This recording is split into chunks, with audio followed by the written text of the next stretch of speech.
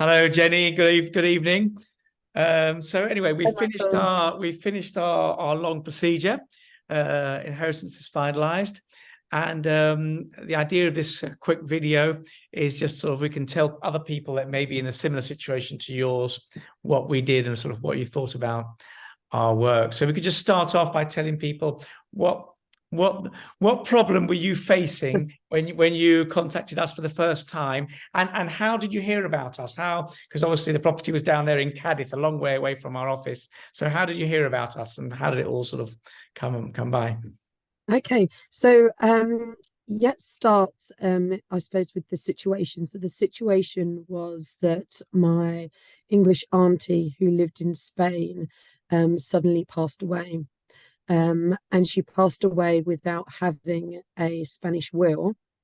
And we contacted the UK embassy to seek their advice. And they suggested that we needed to engage with a Spanish solicitor. And in fact, they directed us to a website that had a list of Spanish solicitors. I had already spoken to a solicitor that my aunt had used in Cadiz historically. And I felt that he didn't fully understand the situation, and also his English wasn't particularly strong. So it was quite difficult to articulate the situation and to progress with him. So I looked at this list, and it was a little bit potluck, I have to say, but Michael Davis stood out. And to be honest, I think what drew me to your solicitor practice was the fact that I recognised the name. So I recognised the name as being an English name. So I thought that hopefully that you were English and that you had you could understand our perspective. So yeah, that's how, I suppose, that was the initial how we came across you.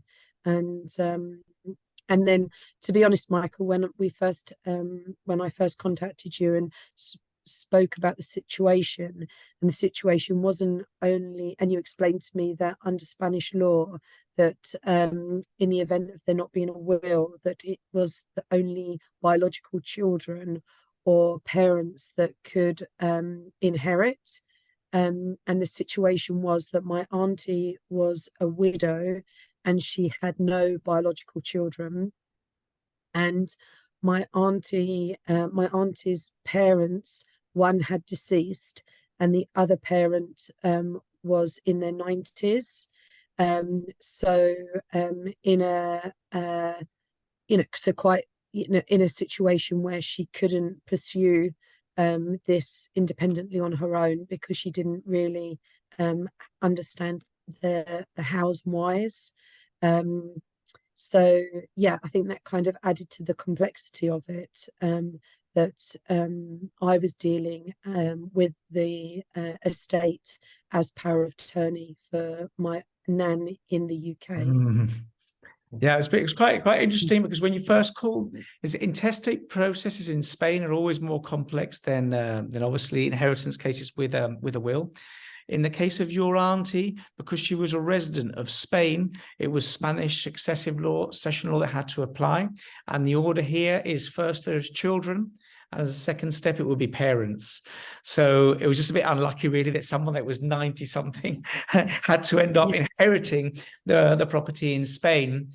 And of course, the trouble is that we had to prove, of course, that there were no children that were alive. And the reason why we were a bit hesitant at the beginning to take it on was because, as I explained, and people don't quite realize this sometimes, is that with intestate procedures, as unlike with probate procedures in Spain, you don't have a free choice of notary. You can't choose your own notary, maybe the notary that you work with all the time and that trusts you and basically just keeps things sort of simple, because you have to use a notary who lives near, has his office in the region of where the person that deceased. So that was a bit of a handicap. So they allowed in the end us to prove that there weren't any children simply with witnesses. That's why we got those two friends of your mum to come and witness. They were very helpful, and they did that. Then we had to prove, of course, that her father had passed away, which we did with all those documents. They had to have the official translations and things like that. And finally, it was your auntie that inherited. And if you remember at the beginning, the other ingredient that I was a bit worried about was what happens if your auntie passed away, because she wasn't feeling too well. We thought if she passes away halfway through this 1 year long procedure, basically the inheritance would just become too complex to resolve, because she in turn, if she passed away, she would die without a Spanish will, without an English will, without any live children, and basically it would only be you and her niece. Yes, was it niece? Yes. Her niece. So that's why we did that power of attorney from her to you, so that you could do all the liaising. No, sorry, from her to me, so I could handle the estate. But also we did a Spanish format will that she signed in the UK in your favor, so that if she passed away, we'd have a difficult inheritance from her daughter to her, but then at least we'd have a very easy inheritance from her to you, and we wouldn't be left with a situation that just becomes sort of uncontrollable, basically. Yeah. So that was it. It's nice to know that you came actually Michael, through the... sorry, you also forget the complexity, I suppose, that my nan was also divorced from my aunt's father and had remarried, and therefore had a different name, well, had various names, because under English law we have the maiden name, and then she had the first married name, and then she had the second marriage name, and then we had to prove that she had divorced my grandfather. Oh yeah, and that she had remarried.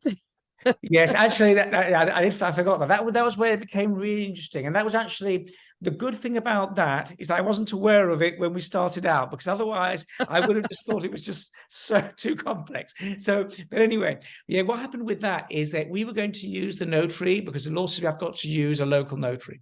And when we approached the local notary around there with all this dancing around of the names, etc., because in Spain women don't even change their surname when they get married. And I remember, yes, so the deceased had changed her surname twice, but her mother, the beneficiary, didn't change her surname 3 times, so nothing sort of tied together. And when we started just discussing this over the phone with the local notary down there, he just said he didn't want anything to do with it, because the trouble is that a Spanish notary for a straightforward probate deed charges €800 or €900. For an intestate procedure, by law, it's all sort of capped, so you can only charge maybe €1,000. There's not much more to it. So if they're in any doubt, they're allowed just to tell us to go to the courts and let the courts tell him who the beneficiary is, which then pushes you into like a 3 or 4 year procedure. I mean, we're talking about a disaster. So I spoke to him about it, and they just didn't really want to, they just weren't bothered. And of course, we don't know them either. So there's no incentive for them to do me a favor and do this difficult one in exchange for a few easy ones. So, but in the end, and for the first time, because we've never done it this way, my local notary, who I signed lots of inheritance deeds with, a lot of easy ones as well, he told me, he spoke to him, and they reached an agreement whereby, and I didn't know you could do it this way, that as long as the witnesses did their part at the local notary, the complex part could be done by my local notary, and therefore it would make my local notary responsible for all this being right, and not the notary down in where the property was, or where your aunt lived, was down in Cadiz. So they agreed on that, so that the notary down there had the easy part, because all he did was just take the testimony of the witnesses, which was the witnesses that said that there were no other children, while the notary here would do all the complex part of accepting that everyone is who they say they are, and that I know what I'm doing, and basically all these things. So that was the first time for me, and it opened up a new possibility for other cases in which are intestate, complex, and whereby the notary, the where he should be doing them doesn't accept to do it, because there is like this other system that we can use. So that was actually really good. So the advantage, though, the main advantage, though, of her mother inheriting, even though is that it was tax exempt from inheritance tax. So we only ended up paying the Plusvalia tax, which is 600 and something. Yeah, so it all worked very well. And I'm very happy because we've learned this new thing about the intestate procedures, that until you push them, you see, you never know where the limit is. And automatically the answer has always been with intestate procedures, you have to do it wherever a notary in the same region as the person deceased. And now we know there's like a halfway system where you could do part in one and part in the other, which is going to make it much easier to resolve complex ones where the notary just doesn't really want to bother, basically, to wind them up because of the complexity. So all in all, I'm very happy. It's all worked out well. I'm surprised, actually, that, so in fact, in reality, you came via that consulate website, yes? Via that list of the English lawyers. Okay. Yeah, very good. Very good. Yeah. Well, anyway, thank you very much for using us. It was all finalized this morning. We sent it all through. I sent you an email just explaining what it all was. And that's it. So we now just got that tax claim in relation to the 3% retention. That will probably take about 10 months, 10 or 11 months. So in about 10 or 11 months, there'll probably be a small amount there from the sales. And I have to say, from somebody, having worked with yourself, Michael, and your team, this was complicated, and it has been a pleasurable experience. Your team have kept us, updated on every stage, and you outlined the complexities of everything, and kind of your predicted timelines on when things would happen, and gave us a good, clear pathway to all the things that needed to happen before we got to the state of completion, which really helped in terms of sort of managing expectations, and also us understanding kind of what we needed to do. And particularly when I'm representing my family and my grandmother, it's important that you understand the bigger picture so that you can share that information with the wider family. So it has been a journey, and I have to say, at times I was concerned that it was going to defeat us, but you've done a tremendous job in identifying, being the solution provider, in identifying the problems, but also, working the solution to get to the fantastic result that we've managed to get to today. So, thank you and your team for. Thank you. The truth is, there has been a slight sort of joint effort there, because in reality, if you hadn't been so proactive and be willing to be so proactive at the beginning with all that documentation that we required from the UK, we wouldn't have taken it on. And in fact, you did actually deliver on what you said you'd do, because we had all those documents that really we needed to kick things off at the beginning.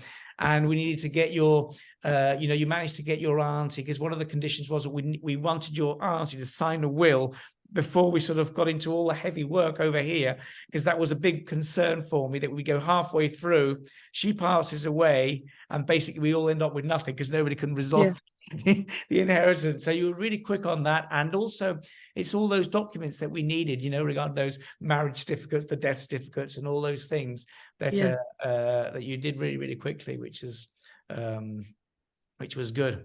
Anyway, it's been a pleasure working for you, and I'm very happy, relieved about the result. The reason why that first day when we spoke initially, we said that we didn't want to handle it was there wasn't one single problem that I was worried about. It's just that I saw there's like 4 or 5 different ingredients, all in the same case, which I was just thinking, if any one of them goes wrong, I've got a problem, sort of thing.